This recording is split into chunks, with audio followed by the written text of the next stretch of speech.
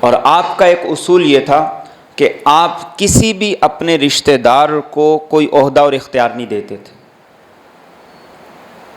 ایک دفعہ جب کوفہ کے لوگوں کی طرف سے اپنے گورنر کی شکایتیں آئیں تو آپ نے کہا کہ کاش میرے پاس ایک طاقتور امانت دار مسلمان ایسا ہوتا کہ میں اس کو کوفہ پہ گورنر بنا دیتا۔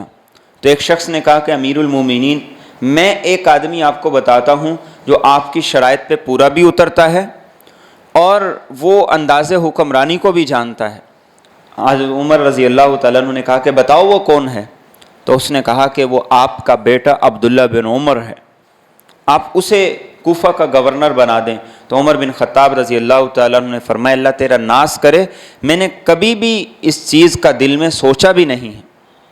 اور آپ سے پہلے اسلام لانے والے حضرت سعید بن زید رضی اللہ تعالیٰ عنہ جو آپ کے چچا زاد بھی تھے، عشرہ مبشرہ میں بھی تھے، لیکن صرف اس وجہ سے ان کو کسی عہدے کا، کسی گورنر کا اختیار نہیں دیا کہ وہ آپ کے رشتہ دار ہیں۔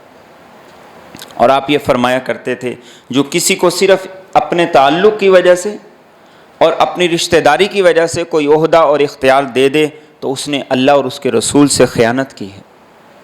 اور آپ جب کسی کو گورنر بناتے تو پھر اس سے باقاعدہ حلف لیا کرتے تھے، اور حلف کس بات کا لیا کرتے تھے کہ پہلی یہ بات تھی کہ وہ ترکی گھوڑے پر، عمدہ قسم کے گھوڑے پہ کبھی سواری نہیں کرے گا۔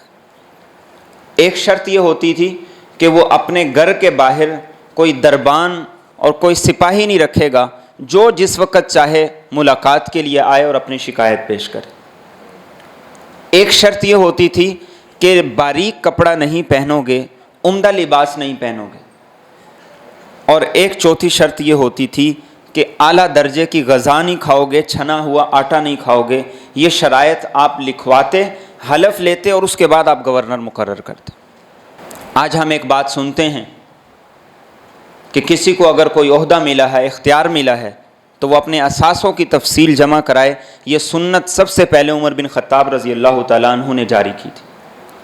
آپ جب جس وقت کسی کو گورنر مقرر کرتے، عہدہ دیتے، تو اس کے سارے اثاثوں کی تفصیل لکھ کر اپنے پاس رکھتے، اور اگر اس میں کوئی اضافہ ہوتا، کمی بیشی ہوتی، تو وہ سارے کا سارا لے کر اس سے پوچھے بغیر بیت المال کے اندر جمع کروا دیا کرتے تھے۔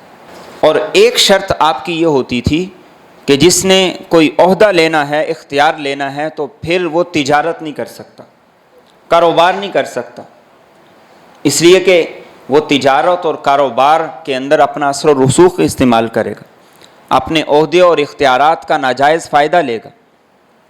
تو آپ ہی کے ایک عامل تھے، آپ ہی کی طرف سے ایک گورنر تھے، حارث بن کعب بن وہب۔ آپ نے دیکھا کہ ان کے پاس بڑا پیسہ جمع ہو گیا، تو آپ نے پوچھا اتنا پیسہ کہاں سے آیا؟ تو انہوں نے کہا کہ میں نے تجارت کی ہے، کاروبار کی ہے، خرید و فروخت کی ہے، اتنا پیسہ میرے پاس جمع ہو گیا ہے۔ تو حضرت عمر فاروق رضی اللہ تعالیٰ عنہ نے فرمایا کہ ہم نے تمہیں تجارت کے لیے نہیں بھیجا تھا، تمہیں عوام اور رعایا کی فلاح و بہبود اور ان کی خدمت کے لیے بھیجا تھا۔ آپ نے جتنا مال تھا سارا لے کر بیت المال میں جمع کروا دی۔